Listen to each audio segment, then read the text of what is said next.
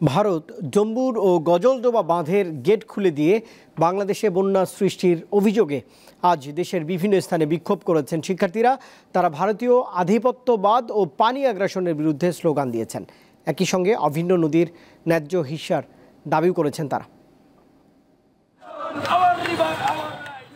ভারতে বাঁধের গেট খুলে দেওয়ার অভিযোগে ফুঁসে উঠেছে ঢাকাসহ বিভিন্ন জেলার ছাত্র সমাজ। বৃহস্পতিবার ঢাকা কলেজের মূল ফটকের সামনে বিক্ষোভ সমাবেশ করে বৈষম্য বিরোধী ছাত্র আন্দোলন। মিছিল নিয়ে শিক্ষার্থীরা সায়েন্স ল্যাব, নীলক্ষেত মোড় ঘুরে কলেজ ক্যাম্পাসে ফিরে যান। এ সময় তারা ভারতীয় আধিপত্যবাদের বিরুদ্ধে স্লোগান দেন। ভারতের কোনো কার্যক্রমে আমরা বুঝতে পারি না যে তারা কিভাবে আমাদের বন্ধুরাষ্ট্র হয়।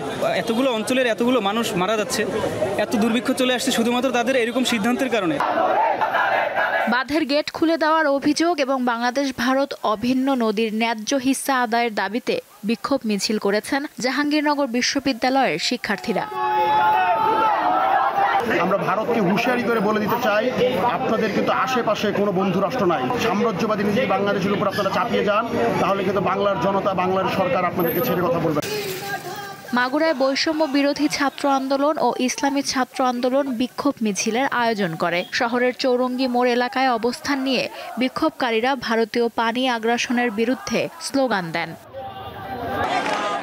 উদ্দেশ্য প্রণোদিতভাবে ডম্বুর ও গজলডোবা বাঁধের গেট খুলে দিয়ে বাংলাদেশে আকস্মিক বন্যা সৃষ্টির অভিযোগে রাজশাহীতে বিক্ষোভ করেছে বৈষম্য বিরোধী ছাত্র আন্দোলন। রাজশাহী বিশ্ববিদ্যালয়ের প্রধান ফটকের সামনে জড়ো হয়ে তারা বিভিন্ন নদীর পানির ন্যায্য হিস্যার দাবি জানান।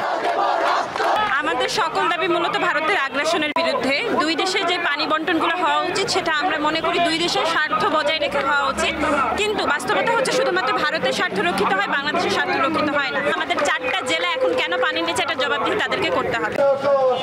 ভারতীয় পানি আগ্রাসন, সীমান্তে হত্যা এবং বাংলাদেশের অভ্যন্তরে অস্থিরতা সৃষ্টির অভিযোগে ঝিনাইদহে বিক্ষোভ মিছিল করেছে বৈষম্য বিরোধী ছাত্র আন্দোলন। শহরের পায়রা চত্বর থেকে বিক্ষোভ মিছিলটি শুরু হয়।